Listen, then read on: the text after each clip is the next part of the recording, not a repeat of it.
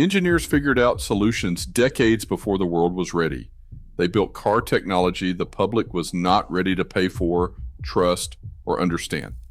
These features disappeared for 30, 40, even 50 years before coming back. Stick around because number 7 will shock you. In 1933, San Francisco inventor Brooks Walker rolled out a car feature so bold it looked like magic. Tucked beneath the trunk of a Packard sedan, Walker's parked car prototype hid a secret weapon, a fifth wheel ready to drop down and lift the rear axle at the pull of a lever. With a gentle hydraulic push, the entire back end floated sideways, making parallel parking effortless, even in the tightest spots. The demonstration wowed onlookers and drew headlines, but the reality was less convenient. The device chewed up precious trunk space, added $175 to the price, about a quarter of a new car's cost at the time, and left buyers uneasy about potential breakdowns. Despite a working prototype and a full patent filed in 1935, the fifth wheel never made it to production. It vanished as quickly as it appeared, dismissed as a costly oddity. Yet the core idea, taking the stress out of parking, would resurface decades later in the form of electronic auto park systems, proving that Walker's mechanical marvel was simply too far ahead of its time. In 1966, Cadillac engineers set their sights on winter comfort and introduced a feature that felt like science fiction: electrically heated seats in the Fleetwood. Then strips of nichrome wire tucked into the seat foam, warmed up at the turn of a dial, option C39 on the order sheet. The idea was simple: no more shivering on cold mornings, just a gentle, even heat spreading through the leather. But the reality proved trickier. Early adopters discovered that moisture could trigger short circuits, and the thought of a smoldering seat made some buyers nervous. Fewer than 12% of Fleetwoods left the factory with the heated seat option that year. Cadillac's own patent, filed in 1970, detailed the system's clever thermostatic control, but reliability remained a sticking point. The extra cost didn't help either. For decades, heated seats faded from showrooms, dismissed as a luxury too risky for most. Only after the arrival of safer carbon fiber pads and tighter safety standards in the 1990s did the idea finally take hold. Now it is nearly impossible to find a modern luxury car without heated seats. Cadillac's engineers weren't wrong, they were just early. At the 1956 GM Motorama, Buick unveiled the Centurion concept, a car that looked like it had driven straight out of tomorrow. But it wasn't just the sweeping glass canopy or the wild red body that stunned the crowd. In place of the traditional rear-view mirror, a small Vidicon camera peeked out from the rear bumper, sending a live image through coaxial cable to a 5-inch cathode ray tube mounted in the dashboard. For the first time, a driver could check behind the car by glancing at a screen instead of a mirror. The idea was dazzling, but the hardware was enormous. The camera alone was the size of a lunchbox, and the dash display needed heavy, power-hungry electronics borrowed from early television sets. No production car could spare the space, weight, or cost. The Centurion's video vision system never left the show floor, shelved as an engineer's fantasy. Yet the seed was planted.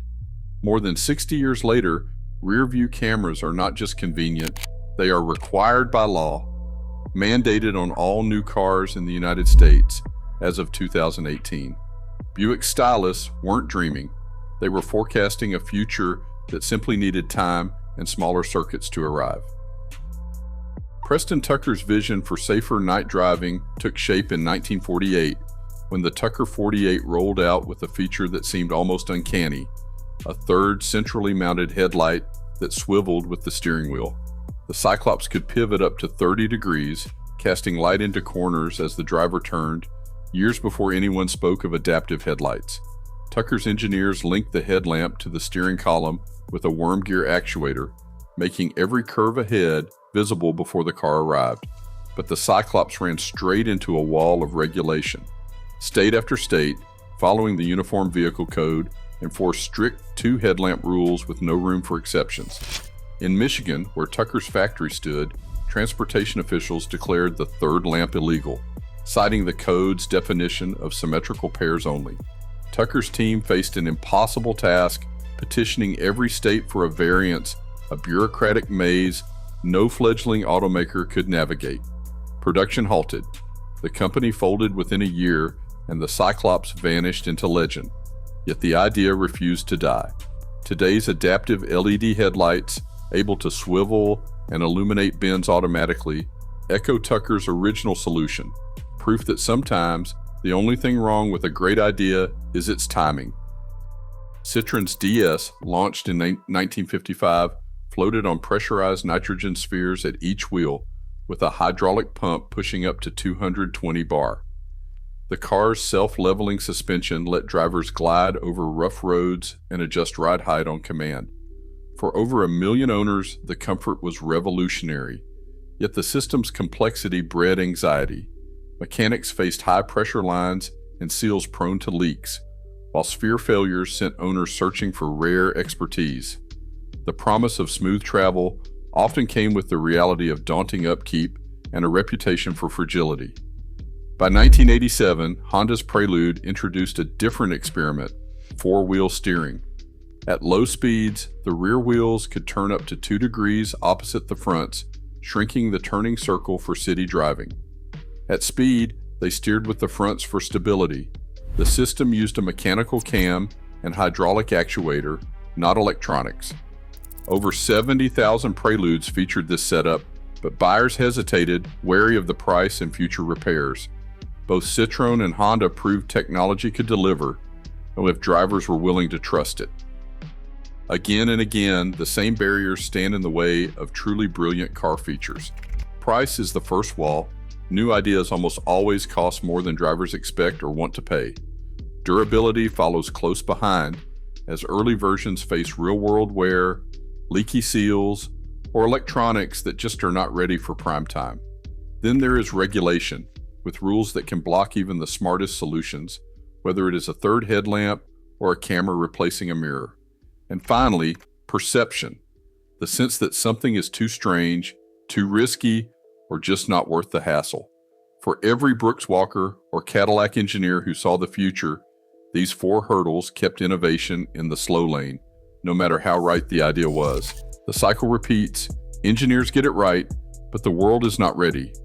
Yet when technology catches up or laws change, yesterday's oddity returns as tomorrow's must-have. The next wave of features would not just tweak old mechanics, they would harness electronics, sensors, and software, setting the stage for a comeback no one could ignore.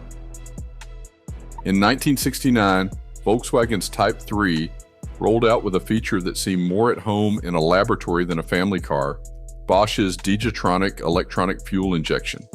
Instead of relying on jets and floats, the system used a manifold pressure sensor, engine speed inputs, and an analog electronic control unit to calculate exactly how much fuel to inject, up to 300 times a second at high revolutions per minute.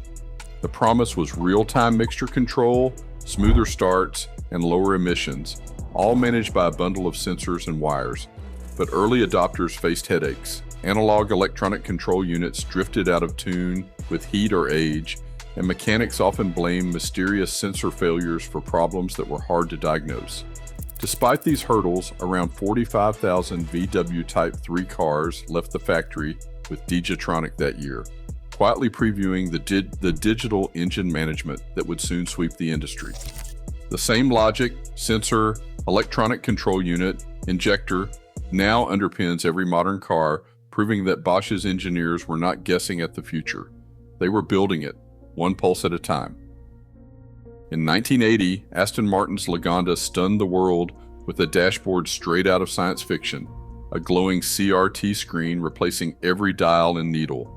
It promised drivers a digital readout of speed, RPM, and even diagnostics, all refreshed in real time. But the future had a fragile side. Owners soon discovered that the CRT clusters were prone to flickering, dimming, or failing outright, with repairs that could take weeks and cost thousands. 8 years later, Oldsmobile offered a head-up display in the Cutlass Supreme, projecting speed and warning lights onto a glass combiner in the driver's line of sight. The idea was clever, but the projector struggled against sunlight, and many drivers found the display washed out by day. Fewer than 3,000 cars left the factory with the option. Today, crisp LCD clusters and bright head-up displays are everywhere, proof that both teams saw what was coming. Their ambition outpaced the hardware, but the dream of clear, customizable data delivery behind the wheel never faded. In 1971, Chrysler and Bendix teamed up to offer something almost no one had seen before: electronic anti-lock brakes on the Imperial sedan. Wheel speed sensors and a central modulator worked together, pulsing hydraulic pressure up to 100 times per second to keep the wheels from locking under hard braking. Only about 500 cars ever received the Sure Brake retrofit, and most drivers saw it as an expensive curiosity. But the principle proved unshakable.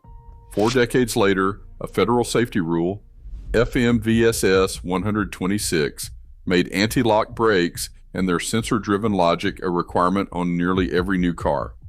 What started as an engineer's experiment became the law of the road, closing the loop between vision and reality. Innovation rarely gets a hero's welcome. Today, features once dismissed as unnecessary define automotive safety and comfort, proving that timing can overshadow genius. But history shows true progress often waits for the world to catch up. What future classics are we doubting now?